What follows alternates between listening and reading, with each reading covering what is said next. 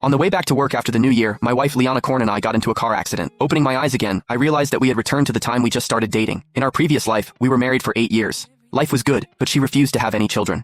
Later, I learned that she had always kept her childhood sweetheart in her heart. After our regression, I decided to set us both free. We both deleted each other's contacts without a word, stopped seeing each other, and became complete strangers. 8 years later, Liana became a top investor. At our class reunion, she made a high-profile announcement with her childhood sweetheart, Serge Gibson. Seeing that I'd come to the reunion alone, she teased me. "Ryan Carter, I know I'm attractive. You love me for 2 lifetimes and still can't let go, but you don't need to cling to me like this." I pretended not to hear and took my son by the hand. Liana's face instantly turned pale, her eyes bloodshot. "Didn't you say you'd love only me for life?" she demanded. "How can you have a son with someone else?" 8 years later, I met Liana Korn again at a class reunion. After working non-stop on some case files, I was so tired that my head was spinning. I didn't even bother to freshen up and just went straight to the gathering. In the crowd, Liana and Serge Gibson stood hand in hand in the center, soaking up everyone's attention. "Liana, you're incredible. You haven't even been abroad that long, and you're already a top investor. You're the pride of Apex City." Of course. I heard many rich folks overseas are lining up just to have dinner with her, but they can't even get on her schedule. She makes hundreds of thousands in appearance fees alone. That's more than we make in years. "Liana, I've got some extra cash. Can you help an old classmate out and let me earn a little too?" "Liana," someone else called out from the crowd. "You and Serge look so happy together. Are you two getting engaged?"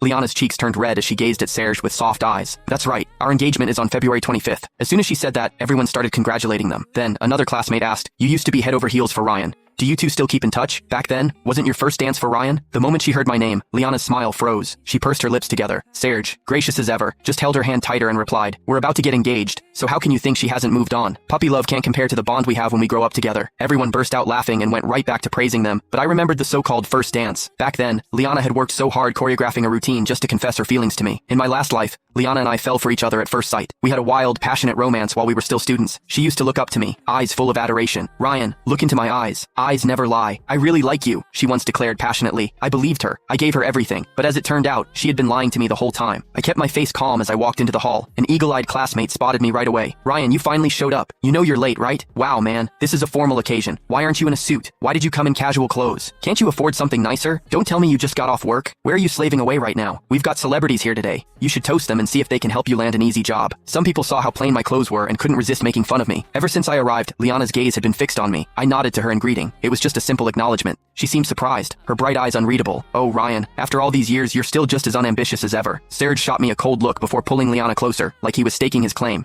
"Sure, his life's a little rough, but let's not dwell on his failures. We're all classmates here." He sized me up, his lip curling in disdain. "But honestly, why would you show up at a class reunion looking like this? You're in your 30s. You should know. Clothes make the man. What woman would go for someone who can't even be bothered to groom himself? I've got a spare suit in my car. Why don't you wear it, just to look a little more presentable?" As soon as he finished, his words sent the entire crowd into laughter. The contrast between us couldn't have been more obvious. Click the link in my bio to get the full story for free.